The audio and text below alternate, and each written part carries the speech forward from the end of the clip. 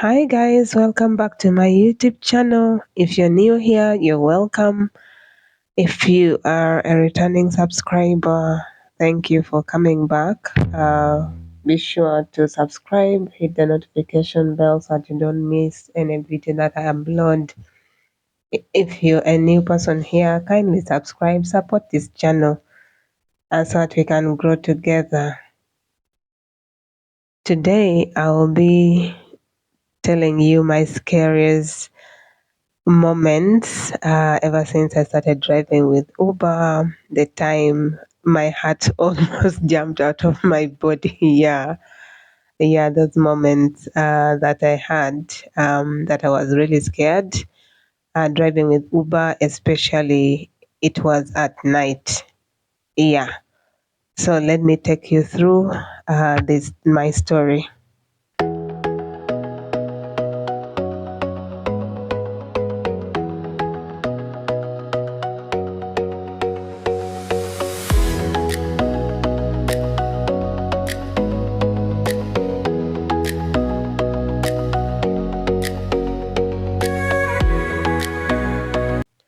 So when I started driving with Uber, I told you before that I didn't have any experience, I didn't have any information.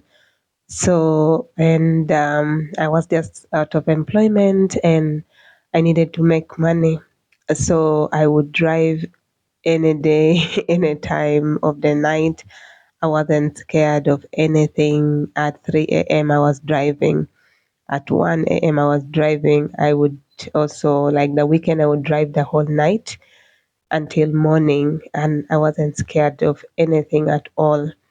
And of course, growing up, I our home, the part of where I stay, I didn't have like that kind of serious issues with security and all that. So these other parts of Kampala, I started going there when I started driving with Uber.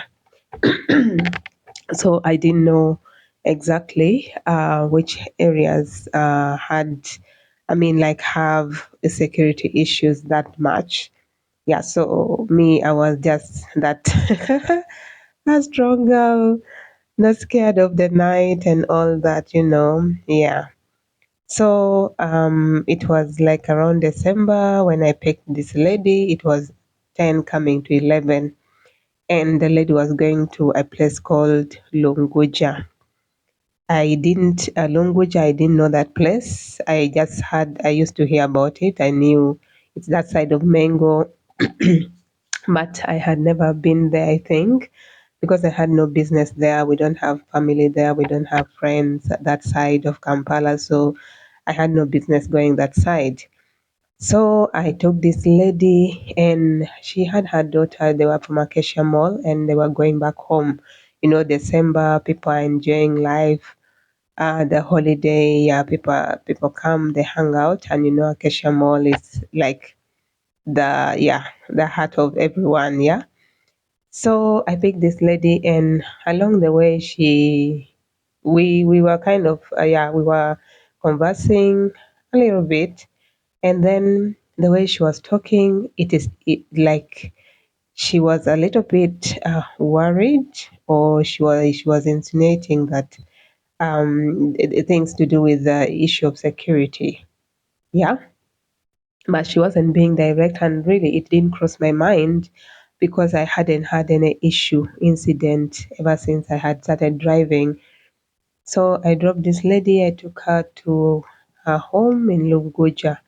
So when we reached like this, of course, where she was staying is in a gate that you pass, like sort of a corridor, and a corridor that only fits one car, but it's big enough, of course, the car can fit there and more space, but not like it's not a it's not a dual carriage, but like a one way for only one car to go, yeah, or one car to come out. And the good thing, our home was not far from the main road; it was just near the main road. So when we arrived, we hooted, and the security guy opened. So I told her I need to enter so I can turn and I go back. So when we entered the gate, she Then she was saying, be careful. I think that's what she said. And I wasn't taking anything serious. I didn't even know about any security issue that side. And yeah, so of course I was sort of, yeah, I said let me take caution, so I drove out, but I was dying of peeing. I wanted to pee. So when I come out of I when I came out of the gate, I just got off out of the car. Of course the lights were on, the car was on, and I had to pee out. Yeah, because I was dying, yeah, you know. Yeah, so when I got up and entered the car, I saw three motorcycles just in front of me, a few meters away from me. And it was like under sort of a mango tree that is near the road, and the three motorcycles were there.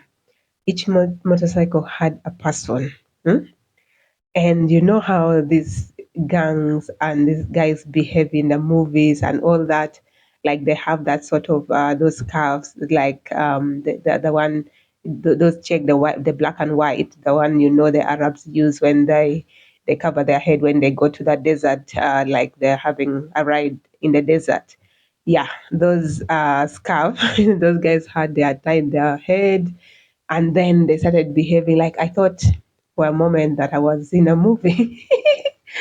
Yeah, so they started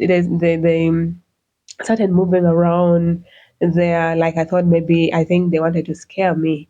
So like they were swirling around three motorcycles. Each had a person. So that was a total of six people in. Yeah, so I said, oh my God. And then my head just snapped. Yeah, I remembered that this lady was kind of trying to say something, but she was not being direct at all. Yeah, so I just took my composure. I did not, I was a little bit scared, but my windows were up, my doors were locked, and I just stayed calm. I didn't move. I just waited for them to do their thing, like for, I mean, yeah, for some few minutes.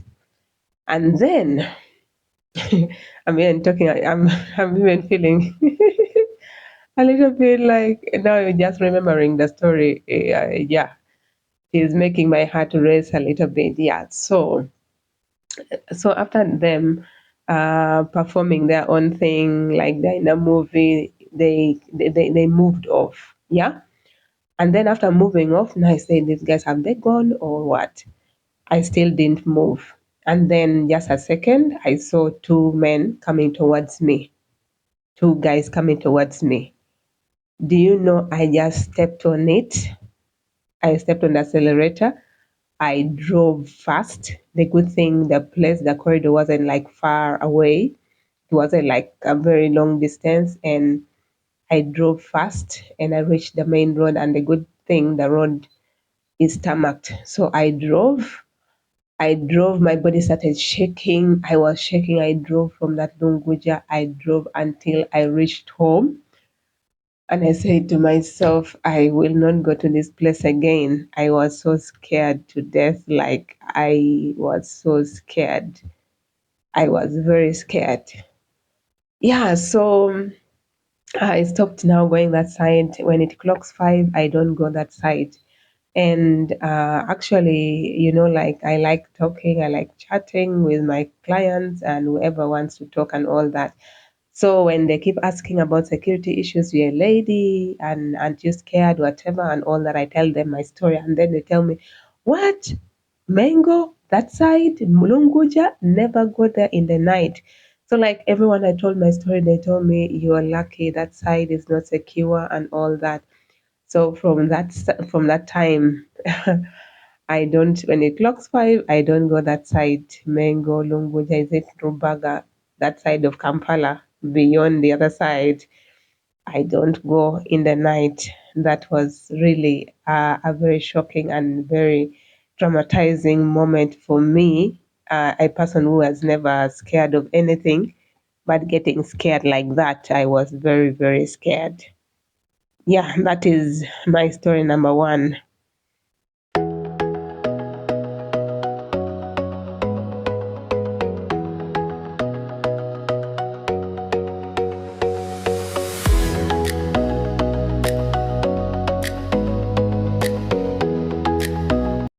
So my second story, yeah. So this time again, it was night, and I think it was around midnight. Yeah, it was coming to midnight. I think I'm thinking it was around also 10, 11.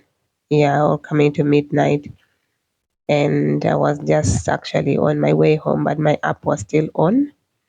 So I get this request coming from Kickoff Bar, that place in, is it Bukoto? Yeah, Bukoto, on that Kisalu Salu Road. Yeah, that goes to the Northern Bypass.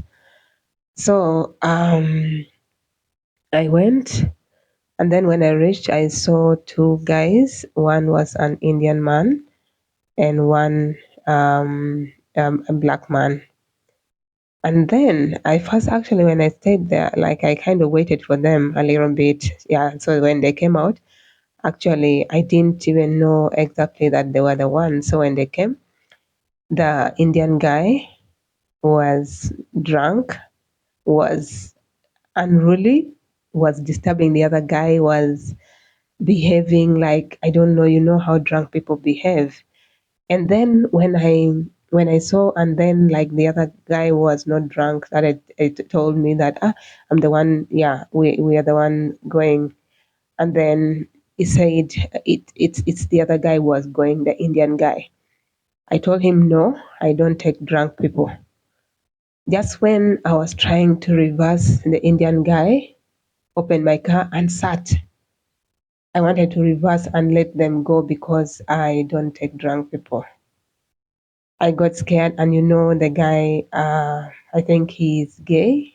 Much respect to gay people. I have nothing against you, but yeah, but yeah, that guy. The way you know how they behave, like a man behaving like a woman, the way he was talking and all that. But like I became scared. I became very scared because I had actually never had that incident before with such a person. So I told them that my principle is I don't take drunk people. I am sorry, kindly cancel the trip and order another one, because actually the other guy was not going, it was only this Indian guy drunk going.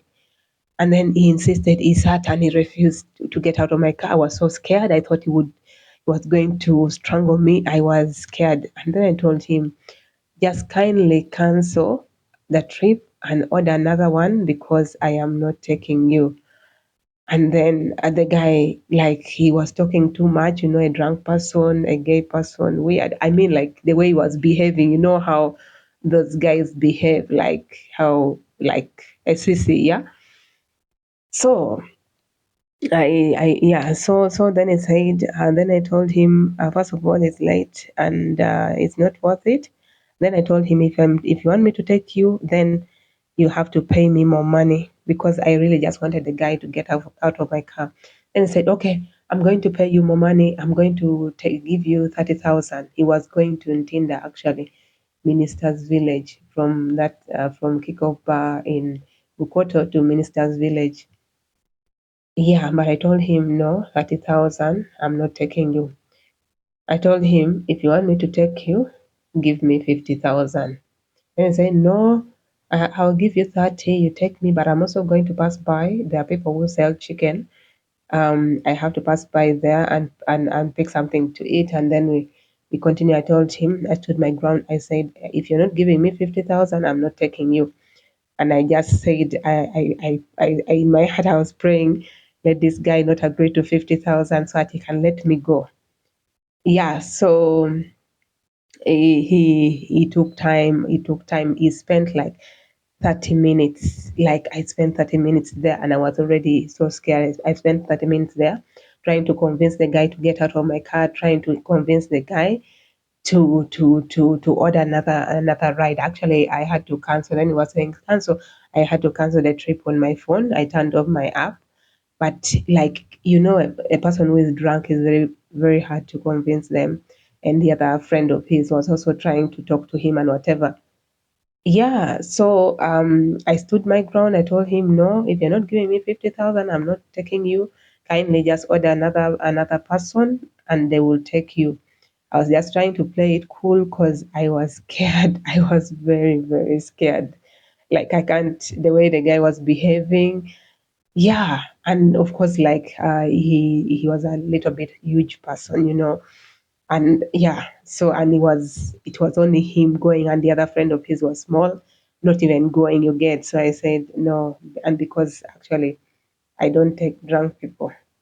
Actually, now it will take me to my third moment. After this, I will tell you about the drunk people. Yeah, so thank God eventually got out of my car. Yeah, and even there, like I was trying to reverse my car, even got a problem down because that place, well, yeah, like if you're entering that place, it had like some sort of pothole, and then the sharp edge of the tarmac, it messed a bit of my a bit, yeah, messed my car down. I felt so bad. I said, God, why did I take this trip? I was already on my way home. Yeah, so I drove home, and I just thank God that the man eventually allowed to get out of my car, and I had to go home. And I felt actually very, very bad, but I eventually reached home, and yeah, that was the end of the story.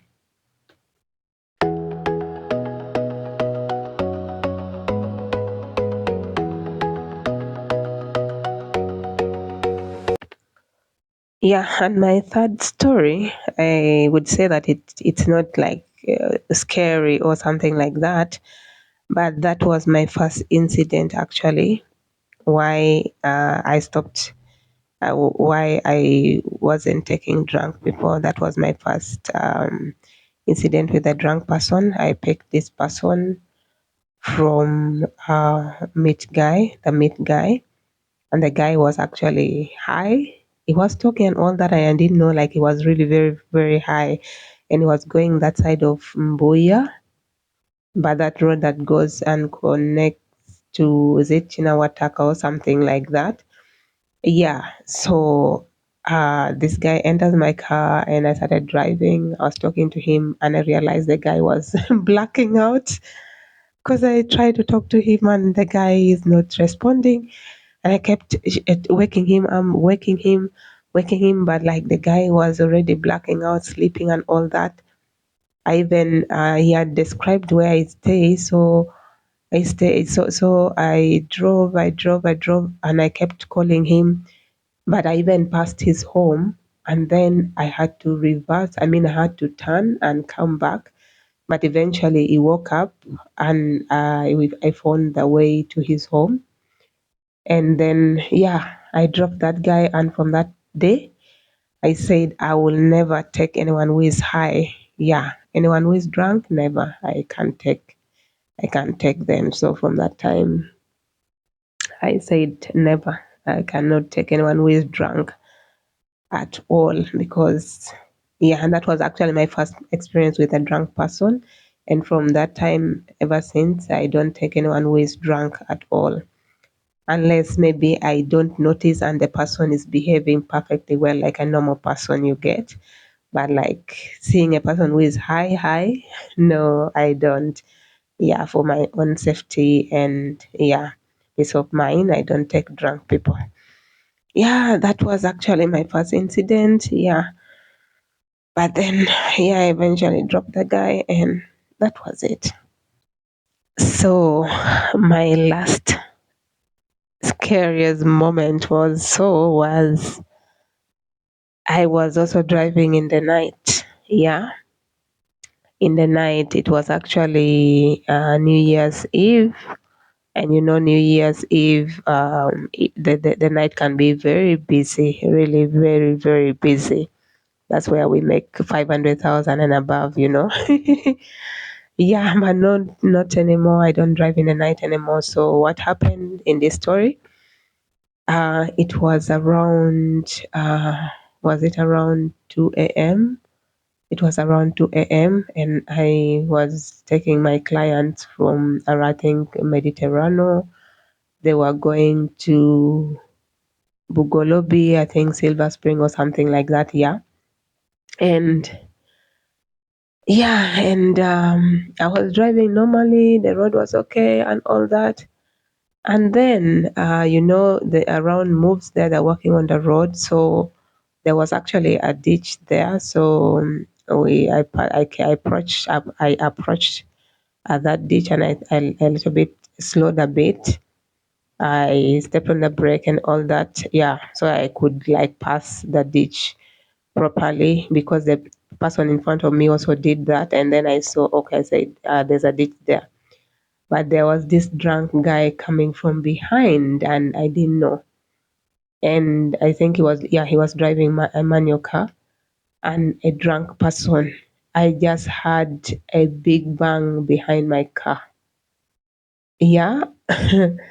I said, oh my God, what is this?